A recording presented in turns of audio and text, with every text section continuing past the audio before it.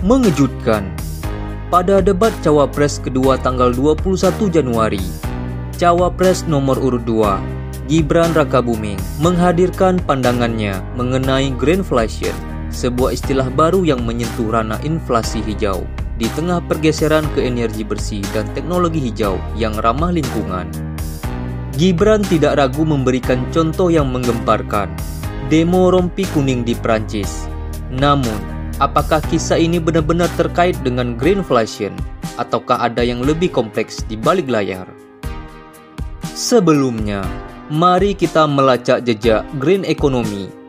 Ini bukan sekedar konsep, melainkan sebuah sistem ekonomi yang berfokus pada berkelanjutan dan efisiensi sumber daya. Green economy menjanjikan pertumbuhan yang seimbang dengan pelestarian lingkungan. Namun apa sebenarnya greenflation? Kata ini mencerminkan inflasi hijau yang muncul seiring perubahan menuju ekonomi yang lebih berkelanjutan. Namun, sebutan ini punya saingan. Greenflation melibatkan kenaikan harga yang lebih terdorong oleh ketamakan dan keinginan keuntungan tanpa memperhatikan berkelanjutan.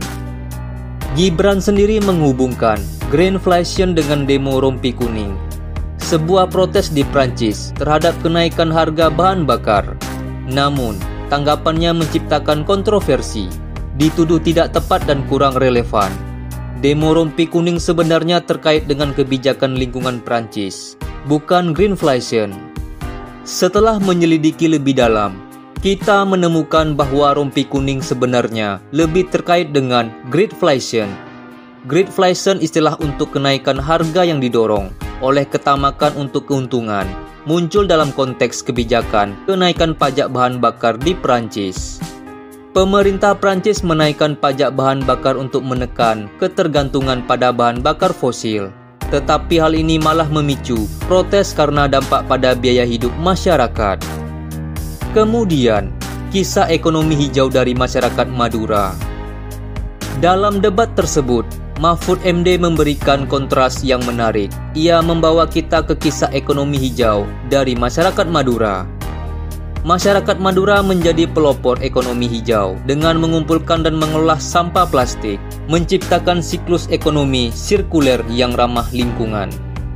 Menurut Mahfud MD, menanggapi greenflation dengan menyoroti bahwa mengatur kebijakan-kebijakan yang bijaksana dapat menjadi kunci mengatasi inflasi hijau. Menyelipkan ukuran emisi dalam penilaian kemajuan ekonomi menjadi langkah penting untuk memahami dampak lingkungan. Kontroversi ini memberikan pelajaran berharga. Konteks dan contoh yang tepat sangat penting dalam mendiskusikan konsep-konsep kompleks seperti greenflation. Pemahaman yang keliru dapat menyulitkan pemahaman dan memberikan dampak yang merugikan pada pandangan masyarakat.